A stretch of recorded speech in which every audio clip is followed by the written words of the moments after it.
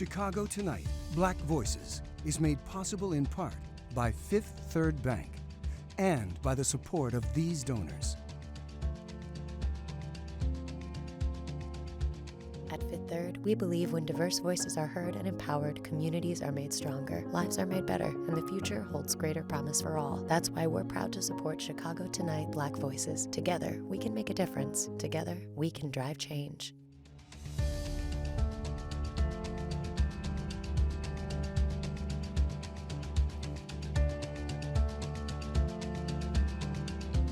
Good evening and welcome to Chicago Tonight Black Voices. I'm Brandis Friedman and thank you for sharing part of your weekend with us.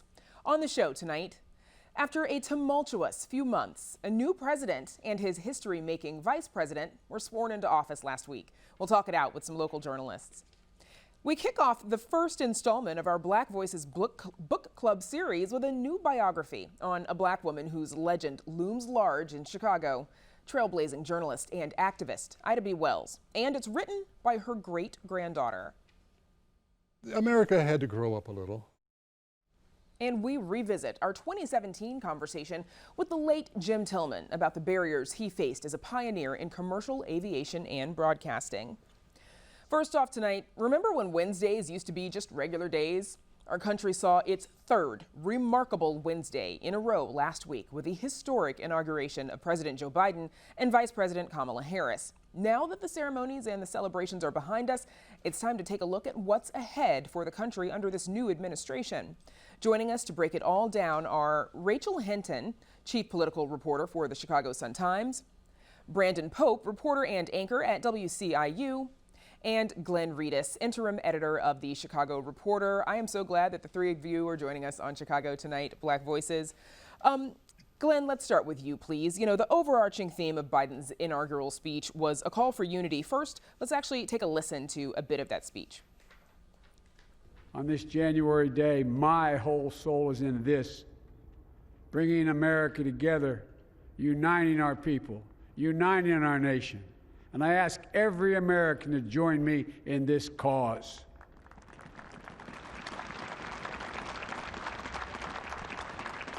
Uniting to fight the foes we face: anger, resentment and hatred, extremism, lawlessness, violence, disease, joblessness, and hopelessness. With unity, we can do great things, important things. We hear the word unity a lot. We hear the word unity a lot. We heard it in that speech. Glenn, how do you think he can achieve that? Well, he has to keep doing what he promised to do. I don't think it's going to be terribly tough. It'll be slow because he's got to undo a lot of what has been done over the past 4 years. Rachel Hinton, same question to you. What do you think we'll see out of the new president to achieve this unity that he keeps talking about? I agree with Glenn. I think really committing to and fulfilling those campaign promises will be what people are watching for as we move forward. And I believe, speeches that continue to focus on unity, that continue to touch on that as a theme, will also help, achieve that goal. Brandon Pope, unity, go. Yeah, when it comes to unity, it's a word that sounds great. We all love that word. It's almost a buzzword, but unity doesn't happen without accountability and justice. And so for Joe Biden to achieve unity, he's got to work in lockstep with that. Let's be real here. There's a large segment of this country, black and brown people in particular, who do not want unity with what we saw on January 6th. We need to make it clear that that is not America. We do not want to unite with that. I think that's the unity that Joe Biden should be striving for. Now, Biden was also the first president to ever mention white supremacists in an inaugural address, and one of his first acts in office was to end that 1776 commission that the previous administration created, promoting patriotic education. Glenn, what do you think moves like that signal to communities of color? That he understands the problem, that he's not going to sugarcoat it or ignore it, and will put the people in place to address it. Rachel, of course, we saw a black woman and an Indian woman in the new vice president, Kamala Harris, take, the second highest office in the nation. What are your thoughts on seeing her sworn in? I mean, I think that this is historic. I think that this will, inspire little Black girls, South Asian girls. I think this will inspire children. I think, she has a very important job ahead of her. It's not clear yet what her job will entail or what the portfolio of issues she'll be dealing with. Obviously, she'll be, overseeing the Senate. But beyond that, it's not clear. But I believe seeing her be inaugurated, seeing her in her purple coat, I think, will be something that the kids look back on that I think will be taught and will be a focus in our history books to come. Yeah, we're going to have to come back to that purple coat later on. Glenn, how active and involved do you think we'll see this vice president be in this administration? I think she'll be very involved simply because of her background in law enforcement or as a prosecutor and her time in the Senate. Even though it was short, she still knows the players and they know her. Very different than when Mike Pence went into that job. Brandon, in lieu of the usual pageantry and galas, we couldn't really do that this year. We saw a televised celebration of America. What message do you think the administration is sending with that kind of an event? Wow, I love the celebration of America. I sat there thinking to myself, let's do this every single year. Let's make this an annual event, because what worked so well about it was it brought different parts of the country together and made them part of the experience. There's a certain segment of this country that wrapped what they thought America is in one singular person. And this celebration said, no, America is us, all of us, beautiful, colorful, and multicultural. And so I think that's the message they tried to signal. And that's hopefully the tone they continue to strike as they go forward these next 4 years. Yeah, that fireworks display at the end was pretty impressive. So following the inauguration, the president and vice president conducted the nation's first memorial ceremony in remembrance of the victims of COVID-19. The president is pressing for 100 million vaccinations in his first 100 days. And he issued a plan for addressing the COVID pandemic, pushing for more stimulus payments. Glenn, what are your thoughts on these actions so far? I wish he hadn't tied the 100 days to the COVID, because 100 days doesn't really mean nothing, doesn't mean anything to anyone except politicians. Mayors do it, governors do it, presidents do it. But I'm glad that he did do something.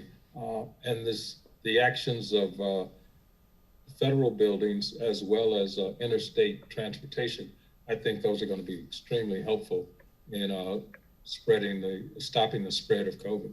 Rachel Hinton, what do you make of the executive orders that have been signed and the actions he's taken so far? I think this is a first step toward, achieving those campaign goals. I think this is, a show to Black and Brown communities that, hey, this is what I campaigned on. I'm a person of my word, and I'm going to try to fulfill these things. I think it's also a show that we're taking the pandemic seriously. We're going to really try to ramp up our vaccine distribution. We're going to try to begin mitigating the effect of this public health crisis that we're seeing.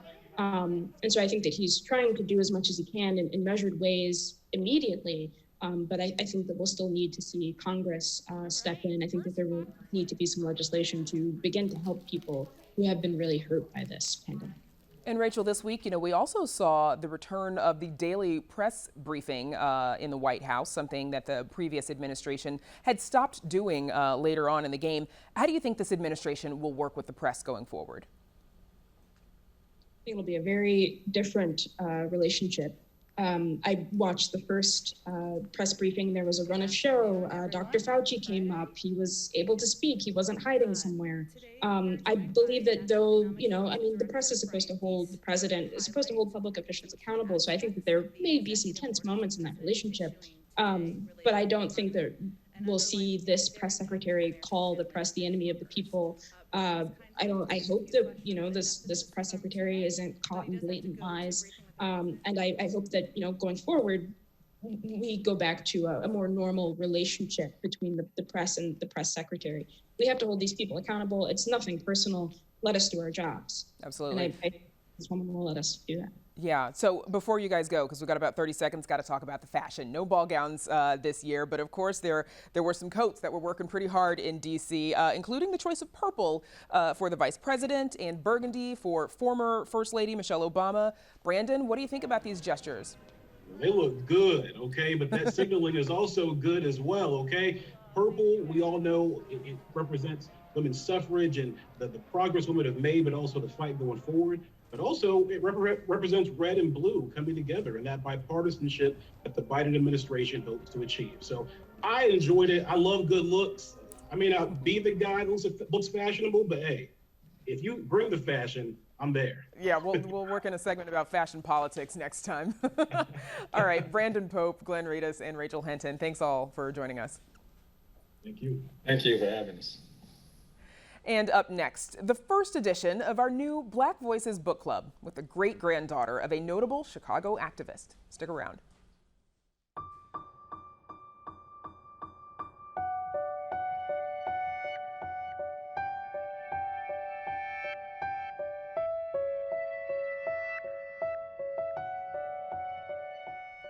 As you might imagine, here at Black Voices, we are very excited to celebrate Black History Month in February.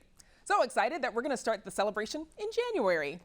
Tonight is the first installment of Black Voices Book Club, where we highlight books that illustrate and illuminate not only Black history, but the Black experience. And we're kicking it off with a book about a Black woman whose legend looms large in Chicago.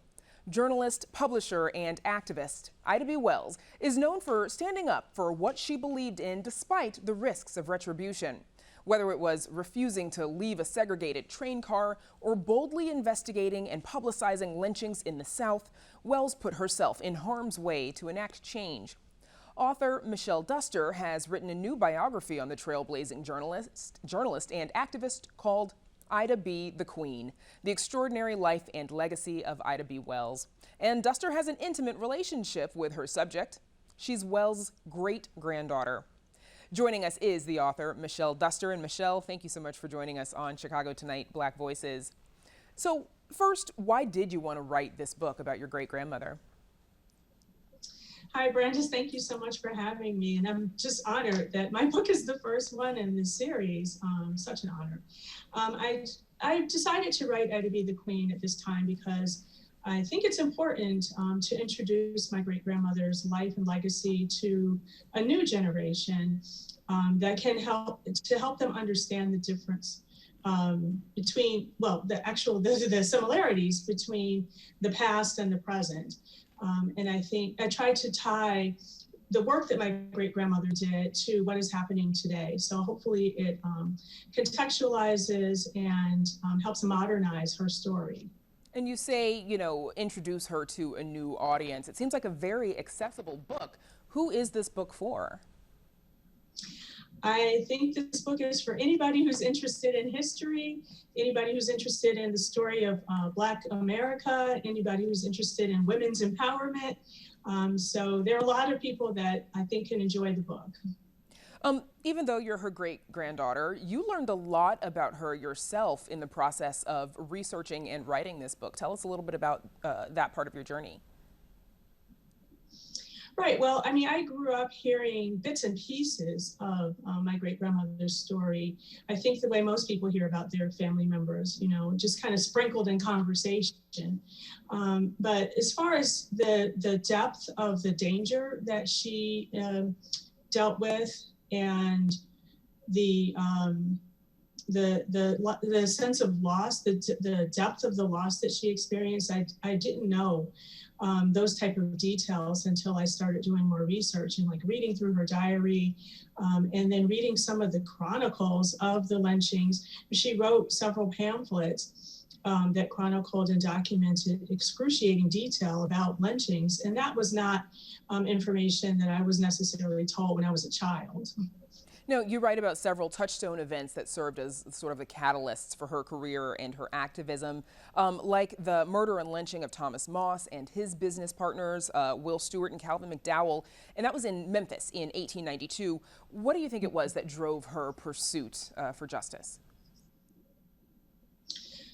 Well, I mean, I can gather that Ida got a sense of what was right and wrong and what the possibilities were for freely enslaved African Americans, because she was born in the middle of this Civil War. So she came of age during Reconstruction with parents who were progressive and civically and politically engaged.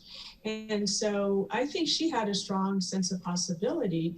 And once there started to be pushback and backlash against Black progress, I think she just felt a sense of indignation of what this country was versus what it could be. And I think it was personal for her, a personal loss, because she had lost her parents, and then Thomas Moss in particular was a really good friend of hers. So I think sometimes when things are personal, then it drives you a little bit more to do something and kind of work on the advocacy to make some kind of changes. And we know that, she also fought for women's suffrage, but she wasn't afraid to call out the unequal treatment from even within the movement. For example, attempts to placate the Southern suffragists by asking Black women to march towards the back of a D.C. protest. But of course, we know that Ida B. Wells, she did make her way to the front of that march. Tell us about that. Right. Well, exactly what you said.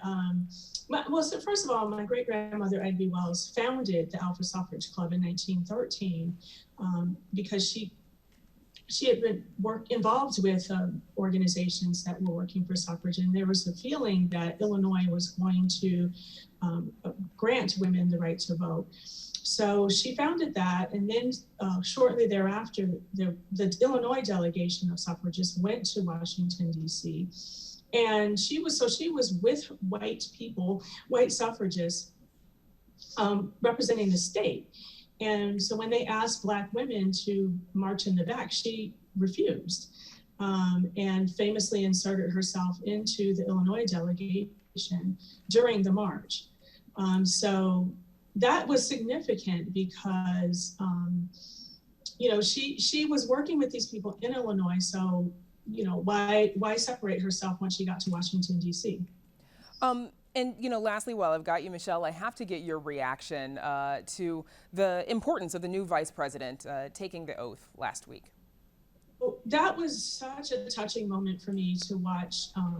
The combination of Sonia Sotomayor, who's a Supreme Court justice, swearing in Kamala Harris, two women of color in these powerful positions. And so to me, that was just such an amazing moment. And it made me think about all of the women, including my great-grandmother, who have fought for over 160 years for this moment to be possible.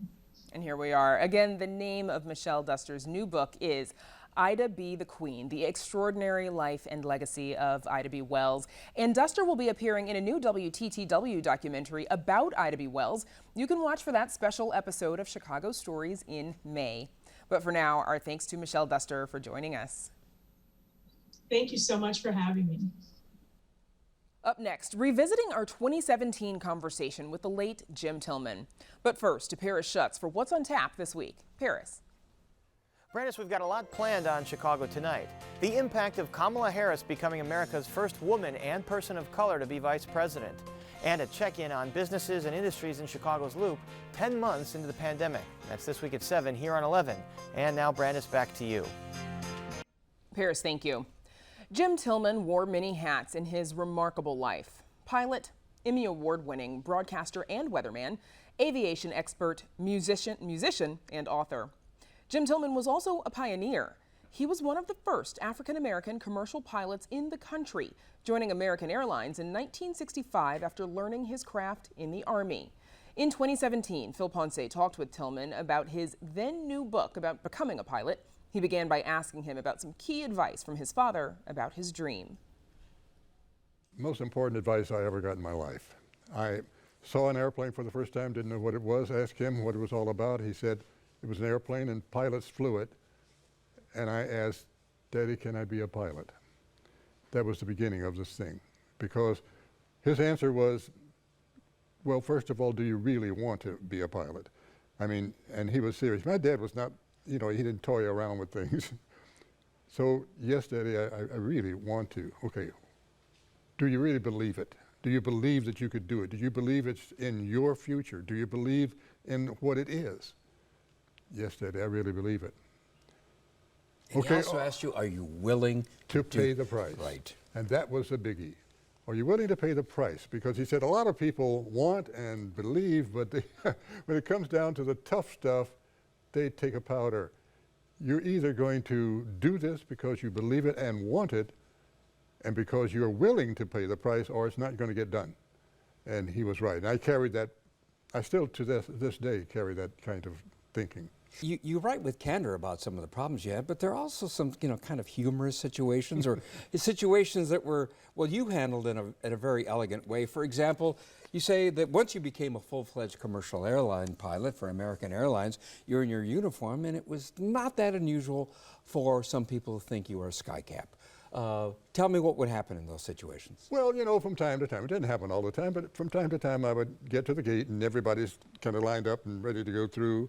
And a little lady would say, pardon me, are you going to get on this airplane? Yes, ma'am. Would you carry my bag, please? And I'd always say yes. And take it, and I'd look at her ticket and find out where her seat was, get on board and put her bag over her seat, and that was it. Standing at the door, which I always did when people get on the airplane, the lady would say, thank you very much for taking care of my bag, and offer me money. And I said, no, ma'am, thank you very much. It's all part of the service, okay? And she said, but I always tip the sky cap. Well, ma'am, I'm not a sky cap. You're not? What are you? Ma'am, I'm the pilot. And it was always a look of, oh my God. America had to grow up a little. We, as a people, we just had to move forward some. And we still have a ways to go, but we did make some pretty significant strides during that period of time. What was the experience like? You know how often when passengers are unloading, the cockpit doors are open, and people are thanking the crew. What would happen then in situations where people didn't realize they had a black pilot? I had one passenger that I think is remarkable. She got on board and I greeted her and all, and she looked at me in puzzled look and almost like terror-stricken. She said, "Are you the pilot?" I said, "Yes, ma'am, I am." She said, "Oh." Then she looked past me into the cockpit and she could see the co-pilot, who was white, and he was sitting there. "Is he the pilot too?" "Yes, ma'am, he is." "Oh, well, in that case." Then she went on to her seat. The remarkable thing about that, she was black. What did you take away from that experience? The fact that racism and bigotry has invaded our culture totally, that none of us is totally immune from the disease, and that a lot of the things that were inflicted upon black people turned around and we began to inflict it on ourselves. So that there was, and still to a certain extent still is, a bit of black racism against each other. I know I'm going to get a lot of conflict from people watching this now to say, "Jim, I can't believe you said that." Well, I did say it and I meant it because it's true. There are people that may have a color of my skin, but they don't have it on the inside. And they have not graduated beyond the ridiculous attitudes of someone that because someone looks one way or the other, that they have a certain level of character. So yeah, I said it and I'll say it again. The thing is that it's a terrible disease, racism, bigotry, that whole thing. And no one's totally immune. Because we aren't, we all have to work together to try to get rid of it. Real quickly, we have like 20 seconds left. Our people, because you started your broadcast career here on Chicago, here on WTTW. Real quickly, what was Our People? Our People was an expression of voice. It gave visibility and voice for people who had none. It gave us an opportunity to do our stories, not just the ones on broadcast television, stories that were germane to us, and stories that were meaningful to us, and people that were meaningful to us, and subject matter and everything else. It was an outlet that needed to be, it had to be right then. And it was also that which led you to your career also as a weatherman. And Jim Tilmon, thank you so much for coming back to where it all started for you broadcasting-wise. It's great to come home. My personal thanks to Jim Tilmon for the trail he blazed. And here's a sneak peek that we're excited to share. Throughout February, also known as Black History Month, we'll feature clips from recently rediscovered interviews Jim Tilmon did for his WTTW program, Our People, on Chicago Tonight Black Voices, including celebrities like Diane Carroll and Sammy Davis Jr. In the meantime, you can watch Phil's full 2017 interview with Jim Tilmon on our website at news.wttw.com/Tilmon. And that is our show for this Sunday night. Be sure to check out our website for the very latest from WTTW News, including details on the reopening plans for Chicago and Illinois. And join Paris Schutz and me tomorrow night at 7 on Chicago Tonight. And after tomorrow's program, join Latino Voices host Hugo Balta for a community conversation at 8 p.m. He'll be joined by community leaders and health professionals to discuss COVID-19's impact on the Latino community. They'll also answer questions about the coronavirus vaccines. Visit WTTW.com/events to RSVP. Now, for all of us here at Chicago Tonight, Black Voices, I'm Brandis Friedman. Thank you for sharing part of your weekend with us. Stay healthy and safe, and have a good night.